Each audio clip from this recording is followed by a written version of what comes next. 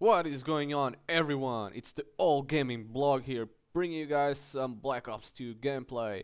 And I'm also going to be talking about the new DLC Revolution, my opinions on it. So before I even start, let me say Friday, February the 1st, until Monday the 4th, there's going to be double weapon XP on Xbox 360 users only, sadly. Although PS3 and PC users will have it a month later once this DLC map pack comes up for those ports. So just thought I'd give you guys that announcement. Alright, so moving on to my opinions, and these are nothing but opinions, and this is just my thoughts on this. Now, first of all, I'm on the PS3, as some of you guys might know, but obviously we don't have this yet, but I've played and I've seen tons of live streams of the new DLC.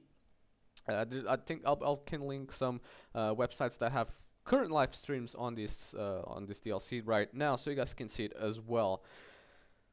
Let's talk about the maps first and foremost. So we are introduced with new 4 multiplayer maps. These maps range from medium to large size. Now, as you guys may know, I'd say 9 out of 10 maps on Black Ops 2 currently are of short size or small size. Now, to me, that's great. I've always loved and always wanted one Call of Duty game that only has small sized maps. And due to a recent poll, which I can also link in the description, so do 90% of people. So throughout the history of Call of Duty, since World at War until Black Ops 2, the maps that are the smallest usually are favorited by 70% of people, are favored throughout the entire Call of Duty series. So I'm glad that Treyarch saw that. I'm glad that Treyarch actually caught on, and I was liking so much in this game.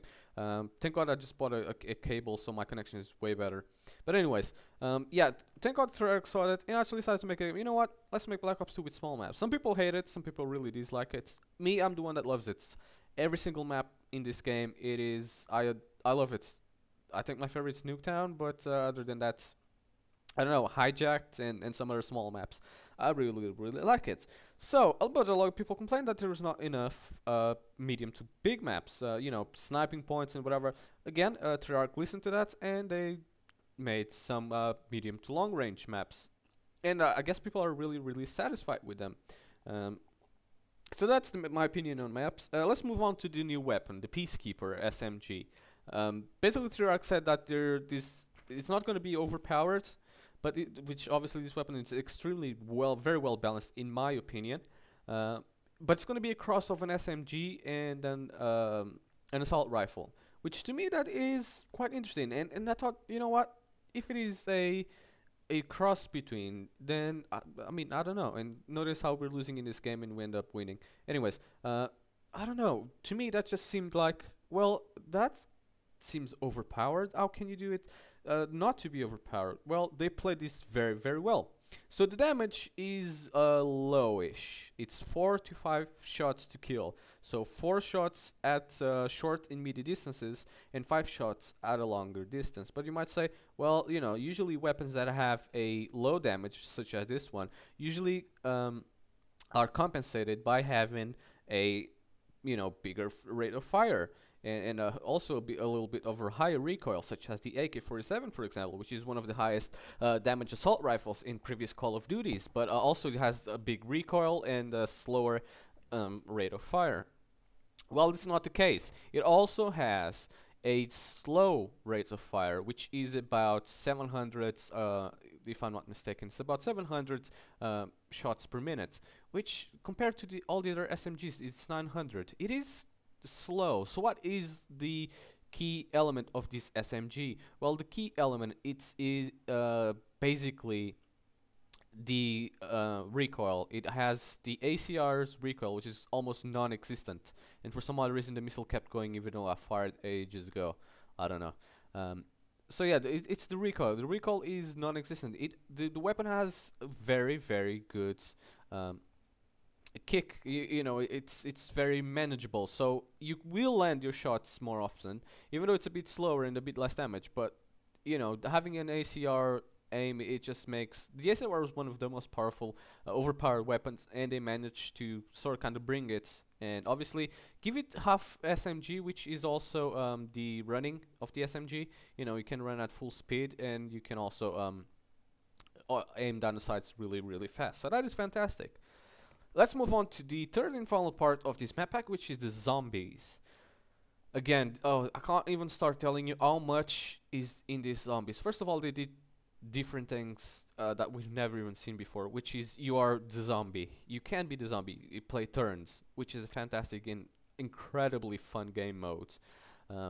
Again, you have a new map pack, which there was tons of speculation about that map pack, which turned out not to be entirely reliable or accurate. But anyways, we have tons of new speculation on this map pack, which is, or we have now facts on this map pack rather, which is basically means that, yeah, it's way better now. The map is just, again, like all the other zombies map, it takes a lot of time for you to figure out everything. And even on the normal zombie maps that we have, people still haven't figured out 100% of what the maps do. Only now we figured out the let's say Insta-Kill Pro, which is the Red Skull. They only now figure out, in-game has been out for 3 or 4 months now. I think it's 3 months, I don't even know.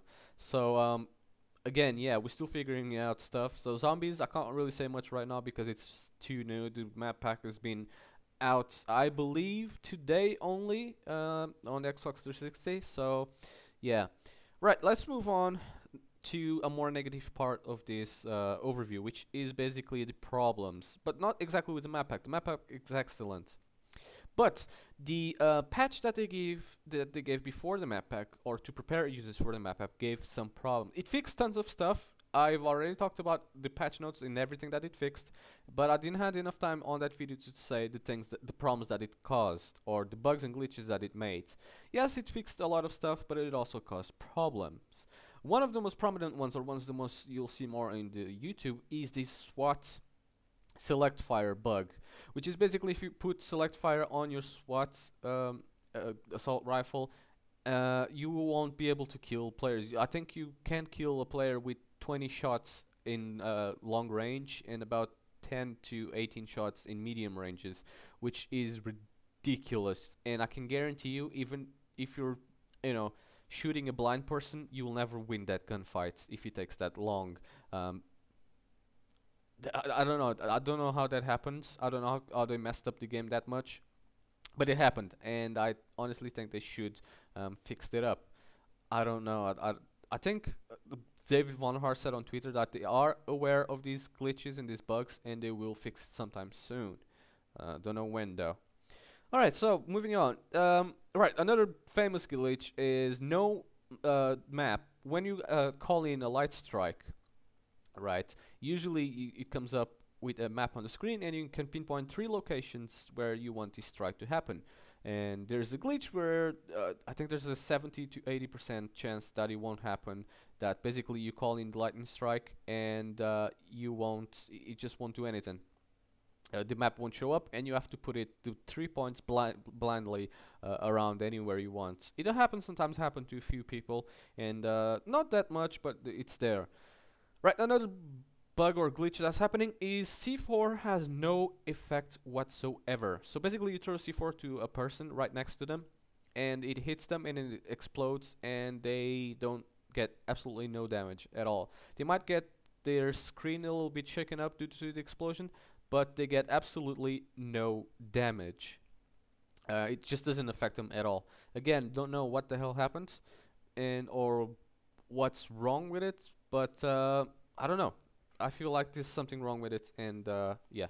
Another thing that happens is crashes and freezes. A lot of people have experienced lag after installing this map pack on the Xbox, and an excess of lag. Lag is there 24/7. It's always the game is always freaking lagging, but an excessive lag, and also a lot of people are experiencing the Xbox 360 to crash when they go on basically player cards. So again, David Von Haar said on Twitter that Treyarch is well aware of the game's issues and they are working on it. They promised to somewhat of a fix in 24 hours or somewhat later on today, which was yesterday. They said it would be in 24 hours.